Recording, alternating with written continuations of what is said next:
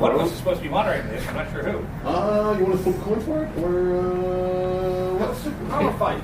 Superhero fight. Wait, aren't you supposed to have the spinning planet thing in whichever? Oh yeah. I wish. Well, no. Aren't you moderating? I'm sorry. Yes, I am moderating. This is the wrong panel. This is the one where we all sit here with a little thing. You're supposed to stand in the spotlight. I'm sorry. Your powers do not work here. Wow. For those people who actually remember Adventure 247. There you go. Okay. That's right. I hate to be behind that in the tunnel.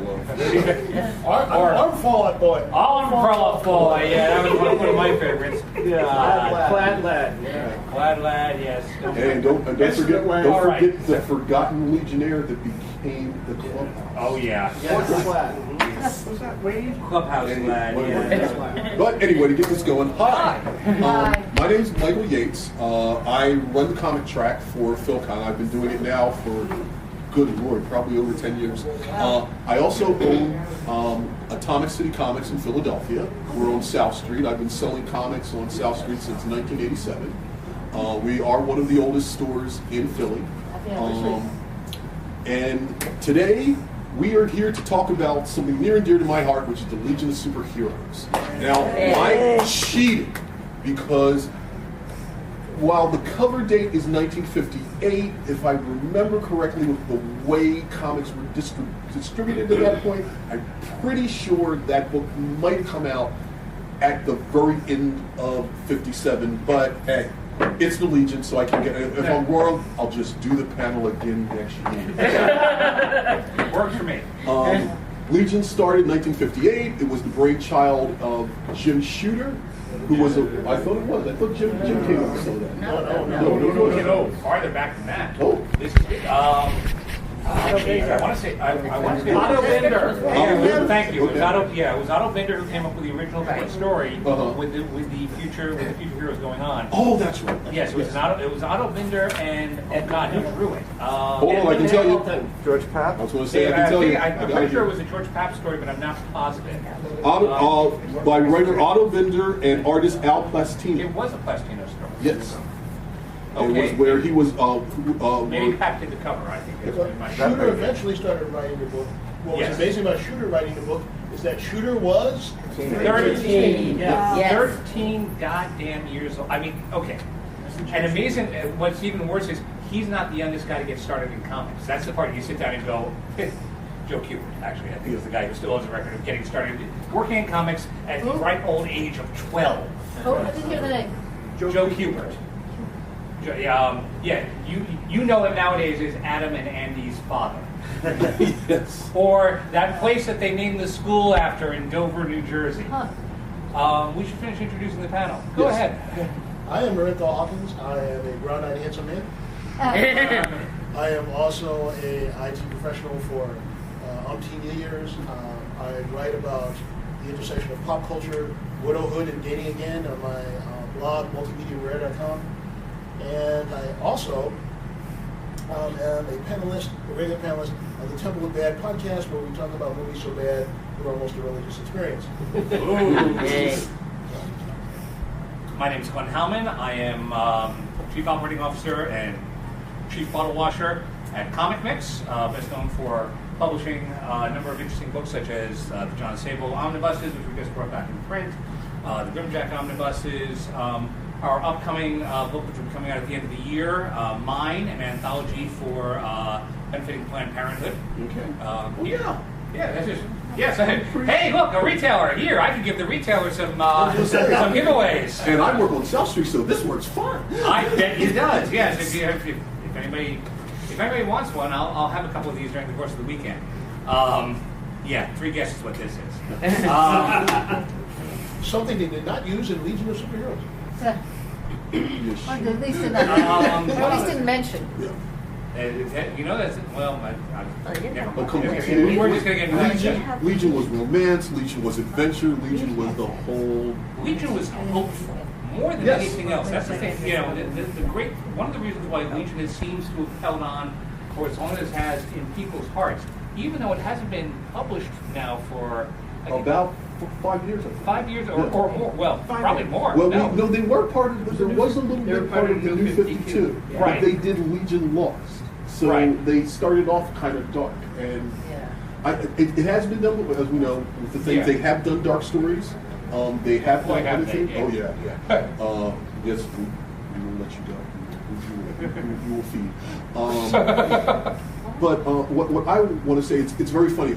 At the shop, because of all the new stuff that's been going on in DC, I actually one of the customers we get is J.G. Jones, and I was talking to J.G. about how much I love the Legion. He was like, I'm not into that nostalgia stuff.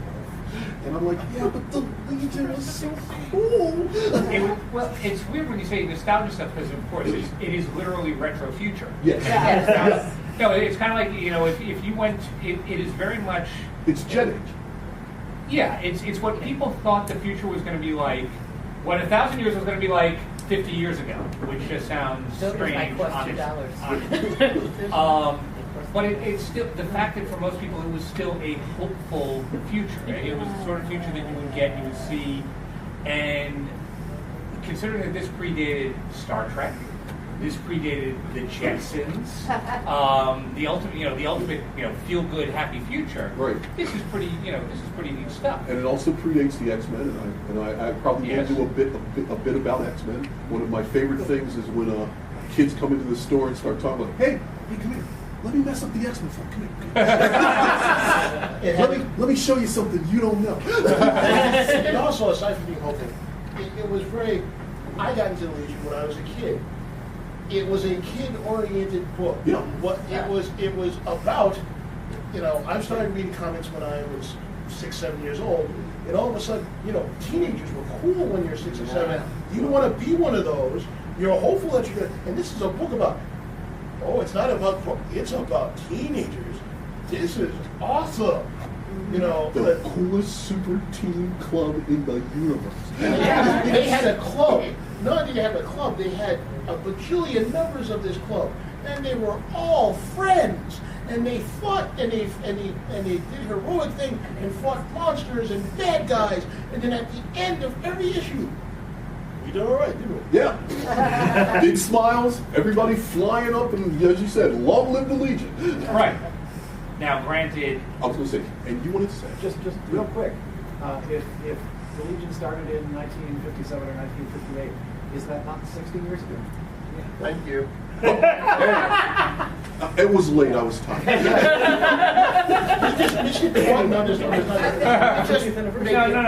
It's okay, I'm going to take the time bubble and I'll fix that.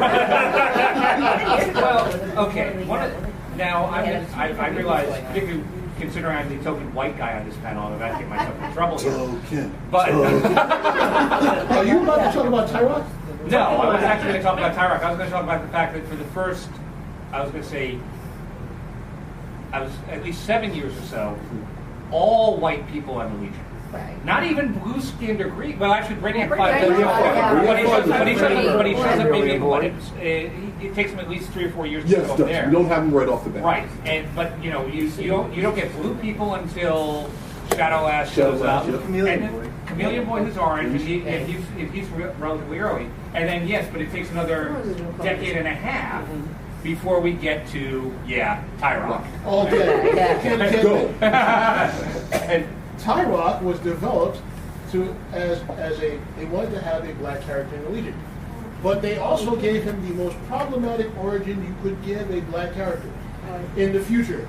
Because they wanted to explain why there were no black people in the future of the Legion. We were all hiding out waiting for the 60s to come back. So apparently, all the black people on Earth moved to a single island. The ultimate segregation. Moved to a single island, of which Tyrok was the protector. And when the Legion came And along, wasn't it kind of like Shangri-La? It was Yeah. like Yeah. phase, except for so many years and they come back. Yes, they did retcon that. That was somewhere around issue like 260, 270. Yeah. So this would put it somewhere in like 78 or 70, a good number of years later, where they said, this is silly. This is, but at least if you say, well, it's out of phase for most of the time, every 200 years or so, and it only comes back for a year or so at a time, you can almost make that argument. And it's also No, sad. you can't. And the thing, No. and the sad thing about it is, it's not like it hadn't been done before. Marvel pulled it off successfully with Wakanda. They That's just went, true. hey, it's secret. They don't want Actually- you there, but it was better than that. Now, Actually, But Wakanda, I'm going to get worse. But here's the thing about Wakanda. It wasn't all the black people on the planet. No, it wasn't. And it was a single country, and so you can actually make that argument that this country kept itself in secret, blah, blah, blah, in terms of the mythology. You cannot say that all the black people on the planet moved to this island, and then... actually, I can. Actually, because I can since make this Tyrock argument. really is superpowered James Brown. Black people, I go with him. Actually, no, I'm going to get even bigger trouble than this. Okay. 1,000 years in the future, you're talking 50 generations. That's a lot of intermarriage. Literally, by the time this happened, I mean, there have been studies on this now, that the assumption is, I think, I want to say somewhere like 500 years in the future, the skin tone of just about everybody on the planet is going to be about his color. It's going to be about his shape. And that's going to be standard across the board. Everybody's going to look like The Rock. But that's a possibility. I mean, there are going to be very few natural redheads 500 years from now. It's just the sheer amount of interbreeding is going to knock out a lot of it. Unless there's something very specifically keeping that stuff, keeping a particular group of people together. Ashkenazi Jews, whatever you Well, hold on. First of all, you are also applying science to the Legion. That's something they did very well. There going to be some problems. Also, they didn't do math very well because all the black people on the planet cannot live on a single island of that size. what I'm saying is, if you have the Brigadoon part of the island. No, I'm just saying, you literally have Can't live on an island that size. You're not. You're not. Probably not even Australia. What I'm saying is that everybody else on the planet at that time had intermarried to such a point that there literally weren't. I mean, how many Asian people did we see?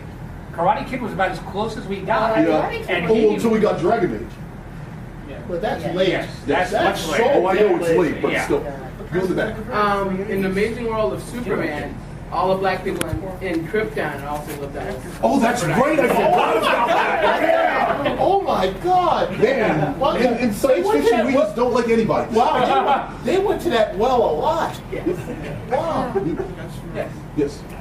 One thing they did do right, though, is a woman was one of the 3 original founders. Oh, one of the That things. meant a lot Oh, to them. one of the things about Legion is it's a really balanced group. They had women in all the time. You had Phantom Girl. You had all these characters, and kind of moving fast forward in it. Years ago at the shop, I had a mom come in with her daughters, and they had these cards, and they were all excited, and they had the thing. And what had happened was there had been this series of cards that came out back when everybody was making cards.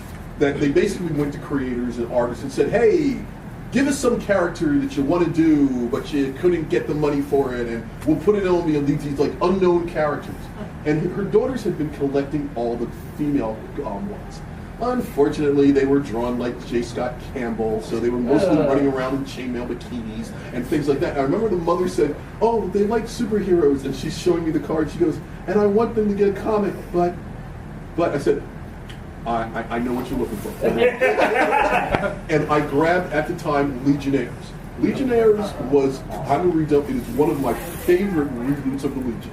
They took them all back to being kids. They took them back to being teenagers. They were happy. They were bright and, blue sky future. But the thing about it was, they come up with a nice costume dress for it, which is everybody wore pretty much the same costume, but the center would be changed to a different thing. Easy to draw, easy to recognize.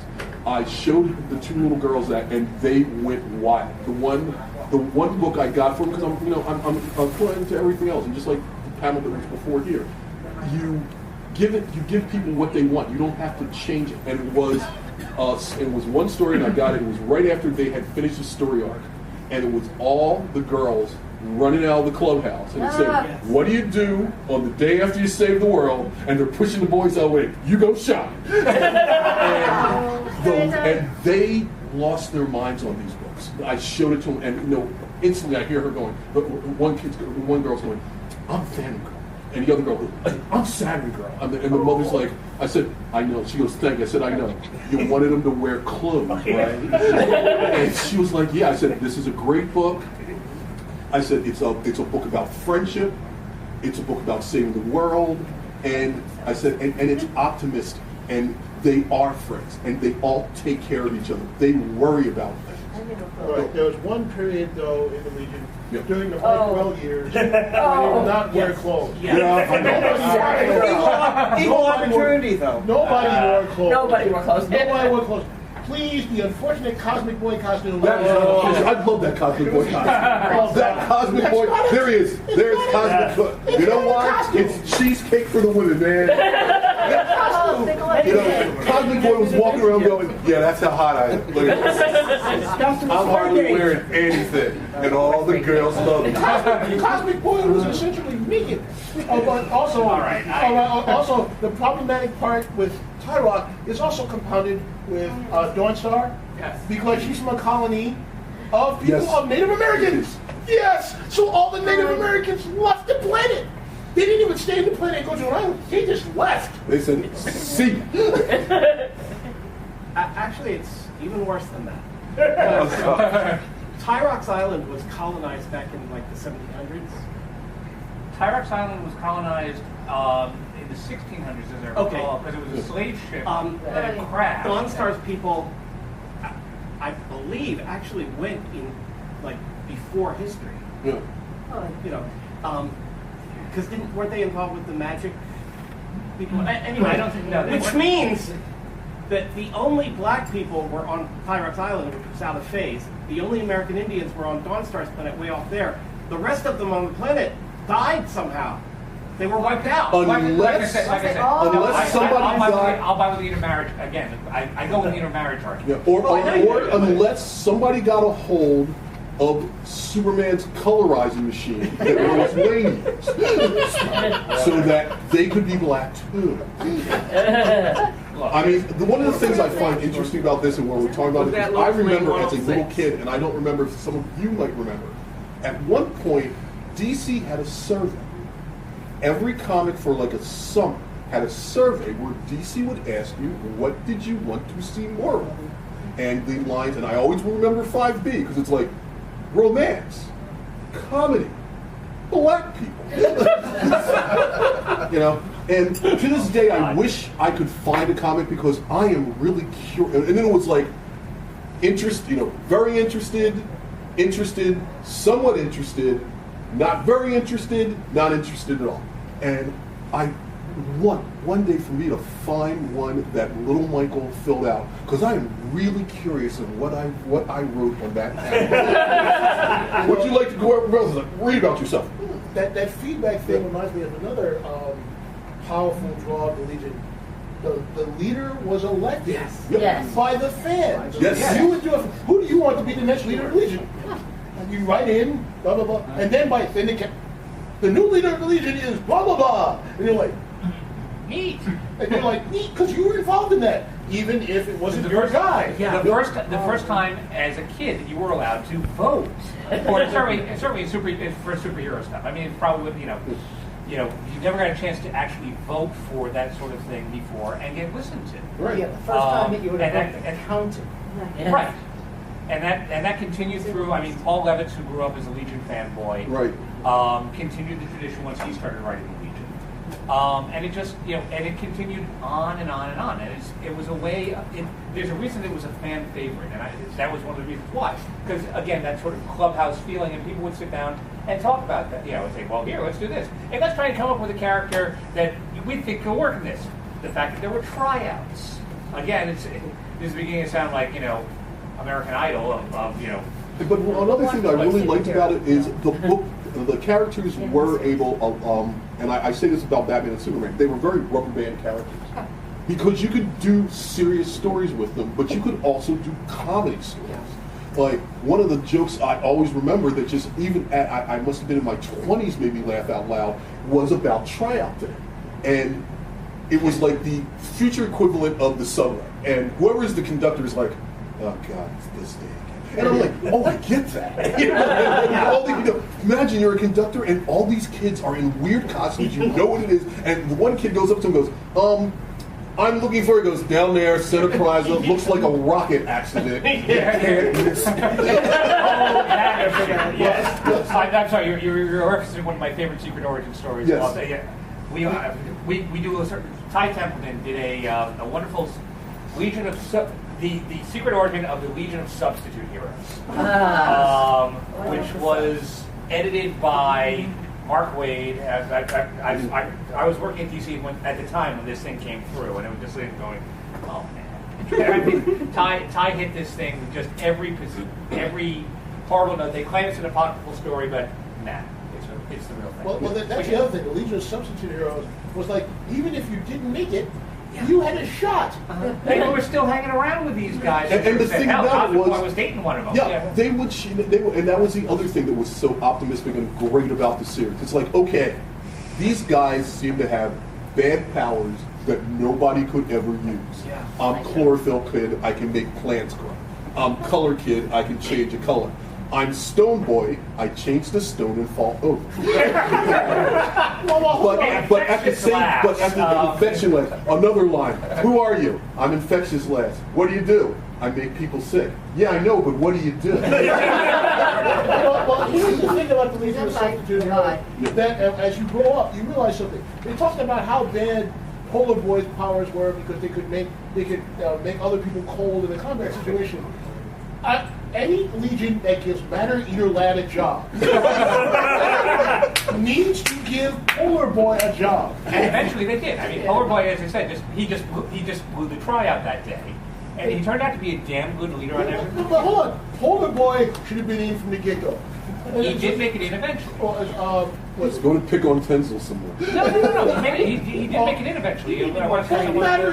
Listen, I understand that he did at one point save the universe by eating the miracle machine. Yes. I do remember that. And that's another thing. It's like, oh, look, we have a machine that will grant any wish. Let's give it to a bunch of teenagers. Okay. Oh, it's not going to go well. Yeah. It's like, why are the walls decked? That's what would happen with teenagers. Anyway, but Matter Eater Lad. Not only that, I love the fact that most everybody's name identified what they did. Right. Hyper descriptive. Occasionally there were exceptions. Mon-El didn't tell you what he did. Cosmic Boy didn't tell you what he did. Saturn Girl didn't tell you what he did. Saturn Girl did it. But most of them was like Sun Boy. It's like, well, I know what he does. Lightning Lad. Light Lass. First of all, Lightning Lass, and then Light Lass. She makes stuff light. You know, I mean, wow. And then, of course, Bouncing Boy. What does he do? Bouncing Boy, what does he do? Duo Damsel. Duo Damsel. First of all, she's triplet girl, then she's Duo Damsel. Shrieking Violet. It was basically like, what do these people do? Well, you know. Well, and then, of course, Matter Eater Lad. What does he do? In one of the more recent Oh, and he's from the planet Bismol, by the way. Right. Yes. All right, so it was the 60s. Some people just had some silly ideas. One of my favorite variations, actually, recently, Colossal Boy, who kept insisting, no, call me Micro Lad. Oh, for the I come from a planet of giants. I have the ability to shrink. Human size. That was the Mark Wade version of it. Yes. And they didn't stay with it. No, they didn't. Well, it's a shame that they didn't stay with it because it was kind of. That's actually perfect. It was actually perfect. I love that. That was the one thing that was my favorite part of the Mark Wade years. But a lot of it tried to get a lot darker, but not in it didn't work, you know, as I know he loved the Legion, and it was obvious that he did, but he was trying to do that modernization thing, and that never worked with the Legion. They needed to be not modernized. You need to leave them alone. And that leads to one of the bigger reboots that they did with the series, which brings in the Legionnaires, which at the time I was like, wow, that's really edgy.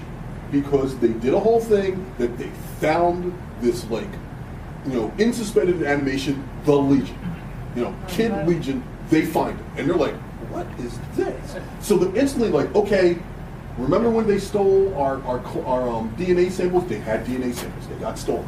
This must be that. This is the experiment that they did. They did an experiment on these kids, and we got to help train them. And Brainiac 5's like, I'm going to work on it. And in one of the biggest twists, because they had done dark stuff with the Legion, everything had been falling apart. They had given basically this, dystopian Legion, and when it's like, and Brainiac comes out, and it's like, mono or something. So did you figure it out?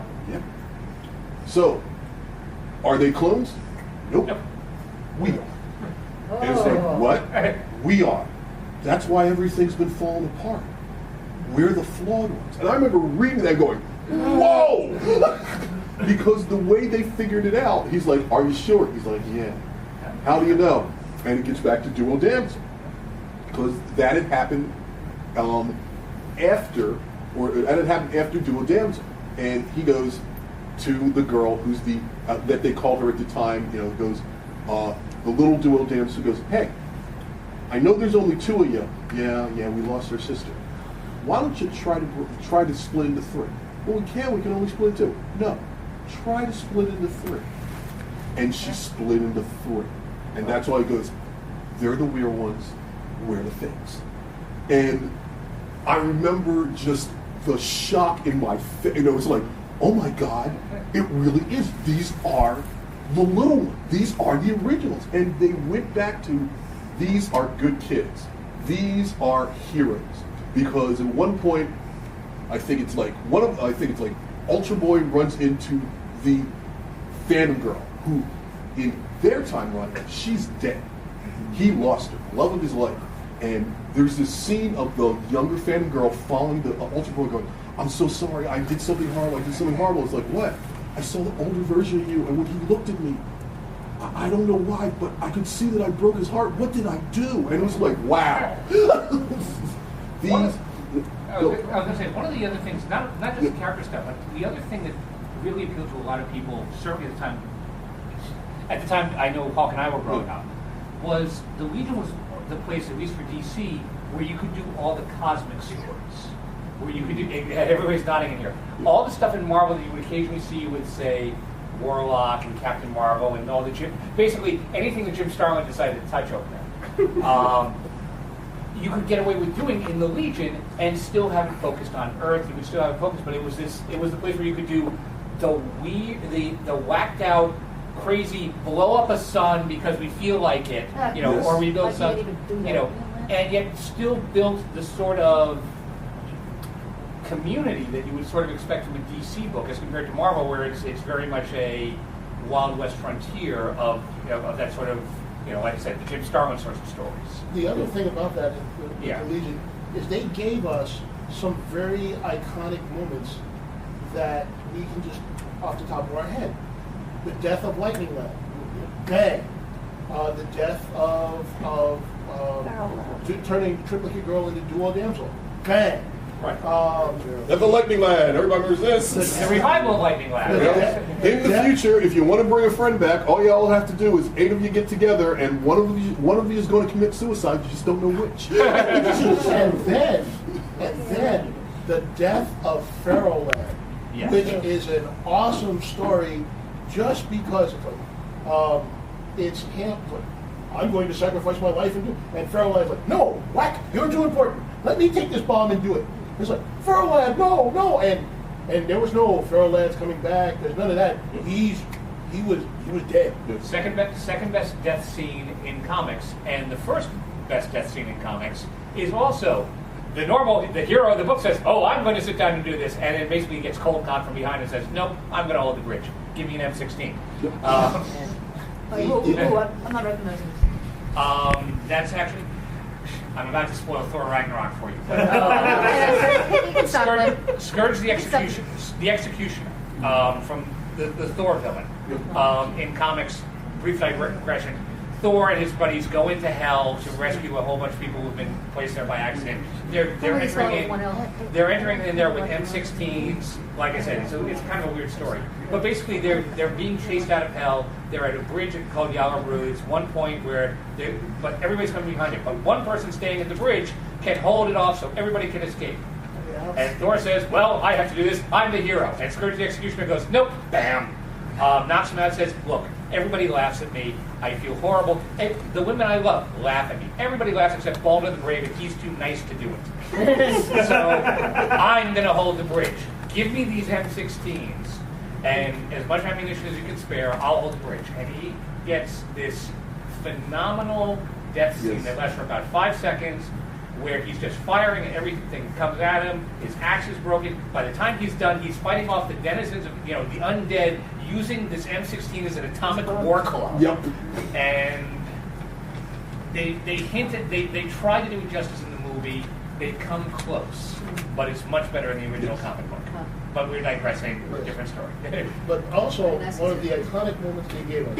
Yeah. And this is one of the most iconic moments in comic books, in DC Comics, and it was a big deal for the time because one, it was a long form story.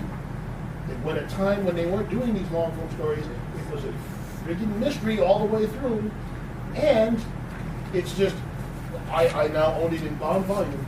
The Great Darkness Saga. Yes. And if you talk about the Great Darkness Saga, all you have to do is say the Great Darkness Saga, and anybody who's ever read Legion Way. Yes. It's one of those stories that is so iconic that people know what the Great Darkness Saga is. It's like people know, like the Titans, the Judas Contract. You know what that is. Right. And it's one of those stories that when the big reveal of the bad guy is done, you are like, oh my God, they're fucked. but there's no hold on. No. You weren't that terrified because this was the story. Before that, Darkseid was a kind of relatively minor-like villain. This made Darkseid super duper. I remember being, to me, Darkseid was Darkseid was certainly better. The DC equivalent of Thanos, for want of better. But this made him a badass because he was more powerful. One of the most powerful characters in the Legion universe was the wizard Mordu. Yes. And Mordu is left gibbering. As his power is stolen, just a shell of an old. Right. And I'm like, well, what the hell did that to Mordu? And you're just sitting there. I'm like, who the hell is that? It's Darkseid. And I'm like, oh God. And then they made Darkseid a god because he goes to Daxam, moves it. In front of the yellow sun as opposed to the red sun, and then enslaves the entire planet mentally. He enslaved the entire planet mentally first, and then said, "Here, now we're going to put you on the yellow sun." So now you've got 6 billion Superman equivalents to sit down as my opening army. Yikes! And this first order of business reshaped the planet. And this is the thing. We thought at this point we were getting to the end of the story. It was like, no, you're at the middle. You're at the middle, and this was impressive, and it still sticks with me that I got the digitally remastered the edition that came out this past year. That's nice. So periodically I open it up. I love hearing that sound of the pages open, and then I look at it and I'm just like. Oh, and this is it also made stars of Keith Giffen as an artist because it was some of his best work. Yes, it was. Then he changed his style, and I'm like, what happened to you? Because you were this guy could draw. All right. One of the interesting things is I just realized as I'm going through this, one of the things that impressed a lot of people about the Legion, and you can do this with the cast of characters and hundreds, is that it would kill characters. Characters would die, sacrificing themselves, and you got a lot of those in the Legion. If you look at the death roster behind you, and you sit down and go, okay, so let's see, Lightning Lad dies, Prody died, one third, 33% of Triplicate Girl. Feral Lad dies. Chemical King, Invisible But at the same time, that was, while some of those stories were great, you also know that later on we got those stories where, hey, and because of that, it's like, one Legionnaire will die. Who will it be? Well, I haven't seen Chemical King in a long time, and I also know that he's in he's in that future story where he's done. So you're dead today, aren't you? Right. Wildfire. Wildfire. His Legion tryout, he dies. It's that old, the human bomb is a great trick. I can only do it once. Energy release generator one. Yes, exactly. Third one. But yeah, I mean, Karate Kid died. Supergirl kind of died, and occasionally, yes, the Legion had to deal with the fact that some of their members, we kind of know how you die. I mean, it's funny that you say when you were working at DC and on and stuff, because one of the funny things I remember is Harris Collins, who was a good friend of mine, and Martin Kim were working at DC at one point. It was something where that was one of the things that was going on. They were talking about how they had lost, I think, Birdwell, and nobody knew the continuity as well as he did. And I remember that Paris had gone to and went, I got 2 guys in Philly that can take care of that for me. One guy's name's Michael. The other guy's name's Chris Taylor. They know that shit back and forth. Okay. The moment I knew I'd made it to DC, just as a sheer aside, I was sitting in there. I found myself in a discussion in a hallway. I stepped out of the production department. I was getting some material, and I found myself in a discussion with me, Mark Wade, Bob Greenberger, and Kevin Dewey, and we were trying to remember some point of continuity about Kronos. Okay, yep. And we're batting this around for about 15 minutes as we're all pulling up various things, and I think it was Wade who actually said, all right, if the 4 of us can't come up with an answer, with a counterexample of this is what's going on. And I remember sitting going, 4? And it's that moment going, I'm just happy to be in the conversation. I'm just happy to be in the room. I know Martin and Parrish used to do that at DC all the time. And they would get mad at them and go, stop it. Much like, I can't remember the other guy who would yell at DC once because they're like, oh yeah, he's elongated man. Why are you guys making an elongated man when you own Plastic Man? We do? Yeah. But one of the things they were talking about, it was something about crypto. And who was alive and who wasn't, and how this, and they go, well, Laura and Jor-El are dead. And Martin goes, no, they're not. They're in space. And they go, no. And Paris goes, yeah, remember that story you did where Superman finds them and they're in a coffin but they have this disease and he can't bring them back because it would infect the thing. So he has to sob, choke, leave them. And they just look at Martin and goes, well, that was an imaginary story. And Martin goes, no, it wasn't. You were an imaginary story. And I remember supposedly the one guy looked at them and said, it's people like you that cause unrest. It's people like you who remember that the Flash actually got his superpowers from a mystical elf named Beepo. That's right. You think I'm kidding? Look that up. Yep. I swear to God. That's one of those you sit down and go, God. What they retconned that later on, in which Larry, when he died in Crisis on Infinite Earth, became the lightning bolt that came back. One of my favorite. That story broke my heart when I read it. That end where he goes, "Oh, I can come back again." Lightning does start striking. And Iris, I'm coming home. And I was like, they can bury a good ending. A very touching little story, but yes. But back to the Legion. Yes. We had a wide range of personality types in the Legion.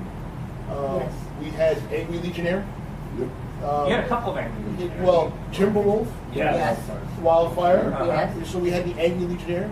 We had the flamboyant, enjoy life Playboy Legionnaire. Yes. So we had Sunboy and Lightning Lad, Dream Girl. You had eventually Dream Girl.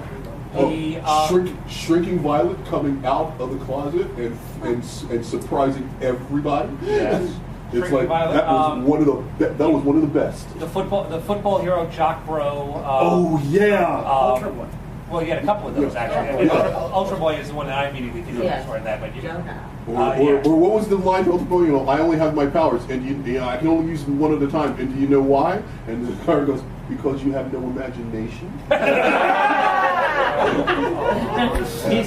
He has to think about which power he's actually using at any given moment. So it's kind of a. And of course, there were the characters' powers who changed. Like there was Starboy, who originally was another Superboy, and whose weakness was Monel's weakness was lead. Right. Superboy's weakness was kryptonite. Starboy's original weakness was copper. That's right. And I'm like, wow, could you give them any more common metals? Lead and copper are everywhere. It's like, if I'm a bad guy, I'm just like, Penny. Penny. I was like, oh Am I God, a cock-wire? he surrounded me with pennies. Anyway, but eventually they gave him power over gravity.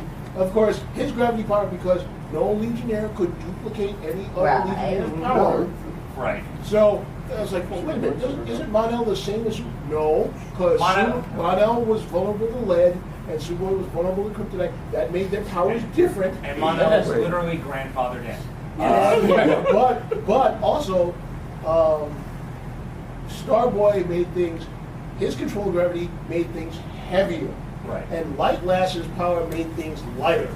So therefore, they had different powers, even though they're both gravity. Yep. So I'm like, wow, okay. And then, of course, there were Legionnaires they created later on, like Kent Shakespeare, who I just love because yes, Kent Shakespeare was great. Okay. Who was another? By the way, was another Superman clone, except he couldn't fly. He could run real fast. He was super strong. Then it's flat, right? That's my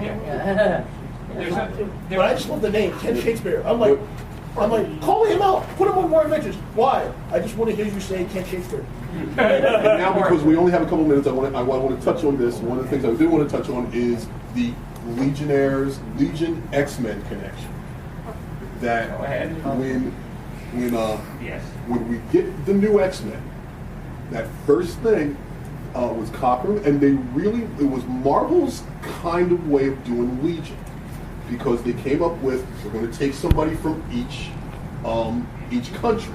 But the thing that really lets you know they're Legion is when we finally get to the Shi'ar, and suddenly the Shi'ar have the Royal Guard. And anybody... Imperial Guard. And like some of us did go to X-Men from that. And I remember, and I always have fun at the shop, because when people come in like, DC sucks because they don't have anybody like Wolverine. Actually, they do. And let me show you who he is. Including in the story from Marvel, Wolverine basically finds Timberwolf, beats him up, and takes his costume. Right. Okay, now we will note that this is partially because Dave Cockrum who had done a lot of stuff as a Legion up until about 1970. I'm going to say 74. Yep. Who then gets taken over by, then he leaves, goes over to do work at Marvel, including the new X-Men, where some of the characters that he would have eventually put into the Legion, like Nightcrawler, would have eventually been a Legionnaire, instead show up as in the X-Men. You also get certain other, there's lots of stuff that goes on back and forth. I do have to admit that I was very, very amused that when they did X-Men Forever, the recent Chris Claremont thing, and continuing on with the story, they, at a certain point, Tom Drummond couldn't continue doing the series, and they were getting back to doing the Imperial Guard, and some of those eras and stuff, and they couldn't get Dave Cockrum because David passed away. So they said, let's get Mike Grell to do this. Okay. Let's get Mike Grell to follow Dave Cockrum, again. And Grell's going, yeah, sure, why not? I need groceries this week. It's a check. I do want to talk about some of the newer Legionnaires that he actually created, which really impressed me. The new Invisible Kid was awesome. Yes. It's like, they made him Haitian too. I was like, oh, that's cool. But aside from that, he was really cool because the last More black people from an island, we know. But this time, it wasn't they ran away to an island. But he was so reluctant to be a hero in the first place. Yeah. And yet, the story is so positive because the story way he's like, no one else can do this. I have to do this. I'm going to. So he rose to the occasion, and that was impressive. None of these people were like. They could have easily been cardboard cutout. Even when they were first done, and when they were just throwing things at the wall in the 50s and the early 60s, none of these kids, they actually worked very hard to give them individual personalities. And of course, their positive personalities were also reflected in their powers because Bouncing Boy was such a happy-go-lucky guy, although he was also internally depressed because he was fat. But he was also calculating because he was sitting there going, okay, so angle, if I bounce over here. Right. Yeah. So it very, ended up being a great tactician. By the way, his origin is awful Yes. Because it just says you can't tell the difference between soda pop and secret formulas. Yeah. But they did predict robot fights. Yes. They did. There are a couple of other things. I mean, Legion was also groundbreaking. The first transgender character. Right. First transgender character. You know, as we later discovered, Siobhan Eric. Yeah. Sitting down and doing that stuff. Who is it? Some of us aren't that. No, Science police liaison Yep. to the Legion, who has a big crush on Element Lad. Element Lad is pretty much taking a vow of celibacy, being the last survivor of his own planet, and kind of ascetic in that nature.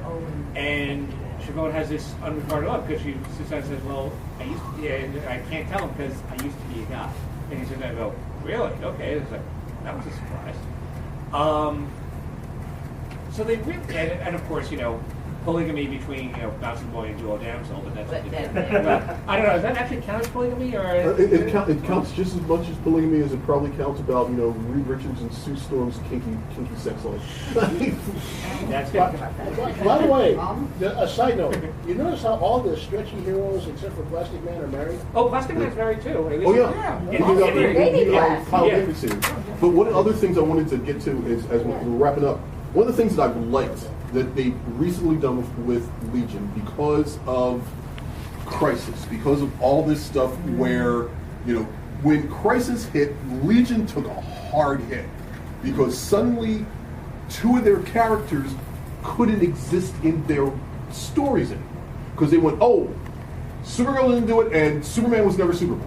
And for a while, they came up with some really crazy things to explain why they had Superboy or why they had this.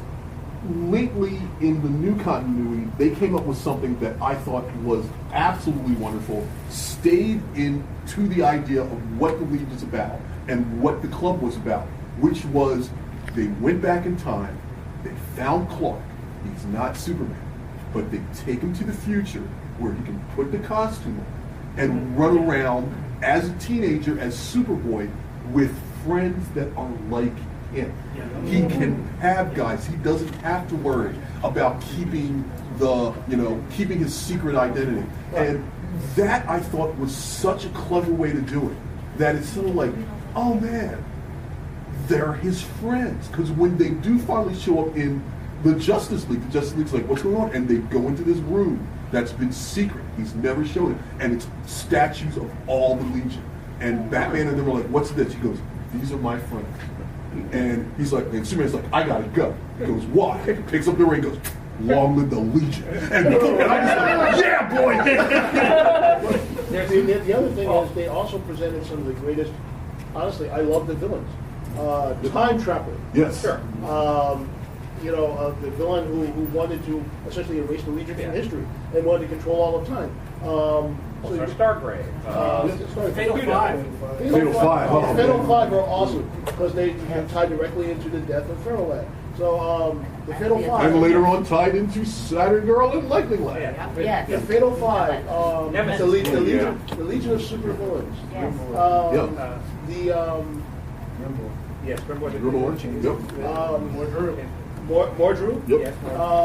And basically, you needed high level villains, because Universal. you were Universal. You needed some really high level villains. You were dealing with like I said, a small army of superheroes. You needed some heavy hitters. The Legion. This also inspired one of my favorite running jokes in comics. In the comic book Normal Man. Yes. Okay, you know what I'm talking about. The Legion of Superfluous Heroes. Now I have to explain that Normal Man was a guy who was rocketed from an exploding planet to this planet, and turns out to be the only person on this planet without superpowers. And at one point they say, "Oh my heavens, Normal Man is in trouble! But before we go, we have to call roll call!" Which and the roll call lasted for about 11 issues. And they'd cut back every 3 years. Okay, so Amazing Boy, present. Annunciation Lad here, present. All the way through. And then by the time they get to the issue 11, the guy just goes into this, going, "Oh my God, yelling girl." I don't believe this. You made me lose my place. All right, I guess I have to start over. At which point, every single thing focuses the energy on the entire thing, blows up this person doing the roll call, blows up the clubhouse, flattens an entire city block, and then and then they start a new clubhouse, and it goes on from there. So. And the other last thing I want to also mention, I think it might be on Hulu right now. We did get a Legion of Superheroes animated series. Yes, we did. We got 2 seasons. It was great. Tremendous fun. Yes.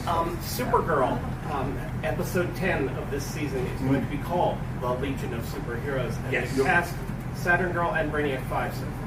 Okay. So we will be seeing more of that, and there have been people who've been suggesting that might be a way to bring Legion in or get Supergirl out of the current, or possibly even bring her into the other stuff. And we also know that the Legion's going to play a big role in whatever is the new landscape of the DCU. Post-Doomsday Clock. One of the things I thought was really brilliant when they, finally went, okay, New 52 screwed up. They're too dark. It's, there were some great stories, but they're too dark. We got to tell you we're not giving you dark. And the one that I remember when I read that page, and half of me was like, don't you mess with me. This is the Legion, was Saturn Girls in Gotham City. Yeah. And that one line that I said to me, made my heart light.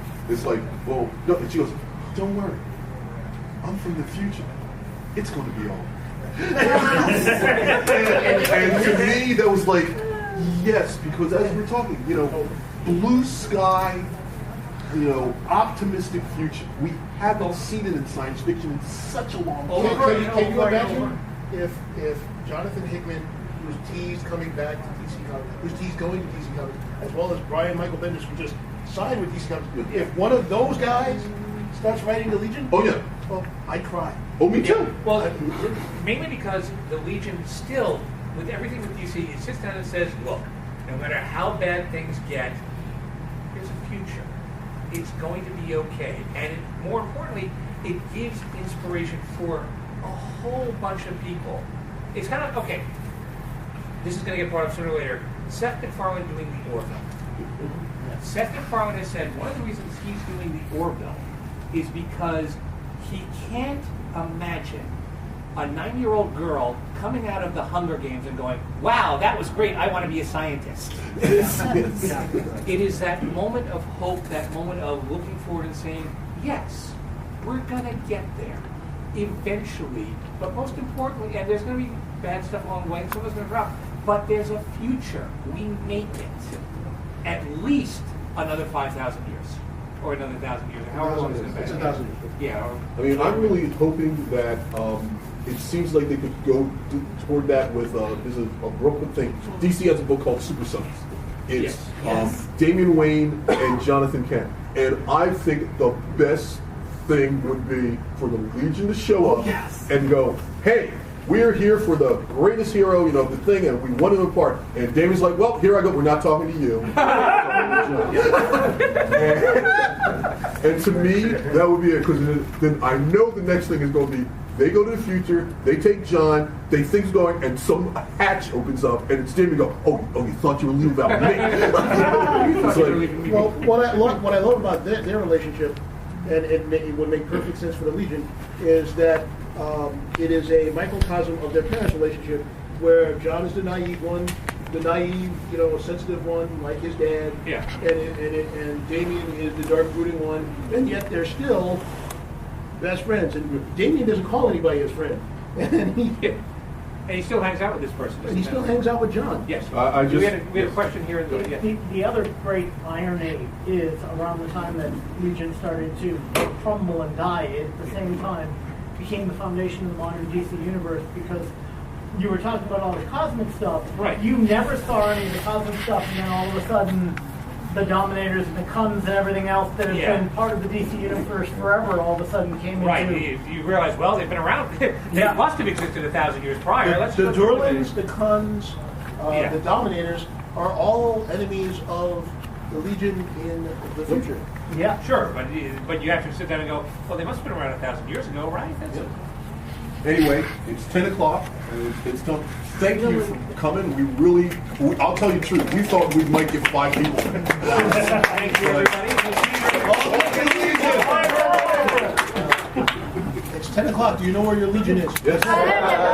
The future. Thank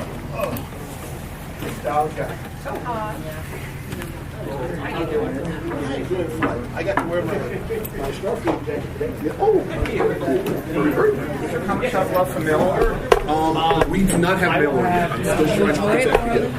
Yeah, it's just a little hard for me. Okay. Okay. One other question. Yes. You haven't mentioned the character of the composite Superman. What's your take on that? Seriously, my take is the robot chick says composite Superman ain't nothing but